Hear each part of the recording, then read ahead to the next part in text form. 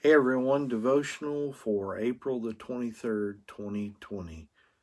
Paul writes in Philippians 3:13 through 14, Brethren, I did not count myself to have apprehended, but one thing I do, forgetting those things which are behind, and reaching forward to those things which are ahead, I press toward the goal for the prize of the upward call of God in Christ Jesus. Have you thought about the different things that Paul endured as a Christian? At one point, Paul's best friend, Barnabas, abandons him. Paul was rejected by the people of his country. He is beaten, left for dead, run out of town on more than one occasion, jailed, shipwrecked, and snake bit.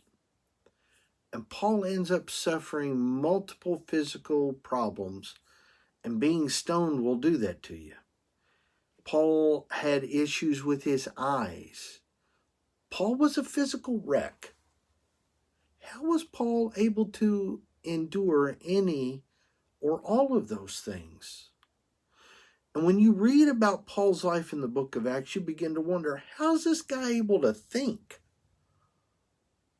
And Paul was able to do what he did because he kept an eternal perspective. And that eternal perspective reminded him that the events of this life, as bad and awful as they can be, were preparing him for something ahead. Paul was able to endure by focusing on eternity and the rewards or benefits that a believer will receive in eternity. Paul wrote in Philippians, I press. Now that word press means to pursue diligently. We might say it like this: I let nothing stand in my way. Paul didn't let his physical, his mental, or his emotional trauma get in the way of becoming more like Jesus. Now, it isn't to say that Paul pretended that these things didn't happen, because they did.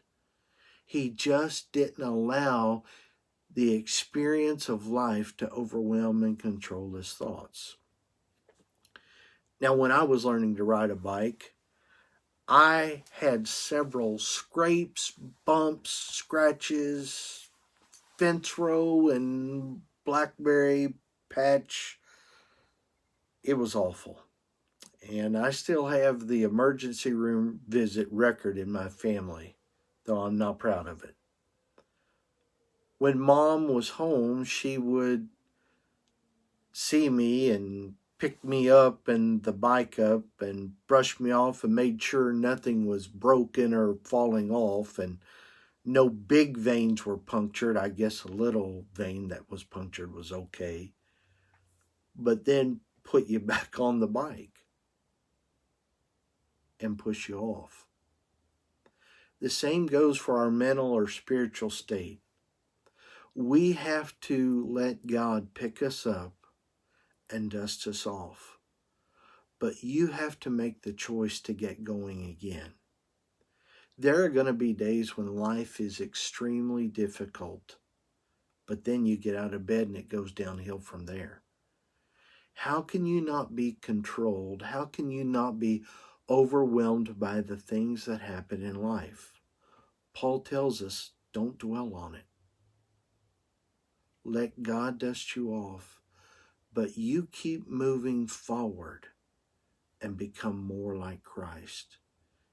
It isn't easy and it isn't automatic, but it's a choice that you make every day. God bless you. We'll see you tomorrow.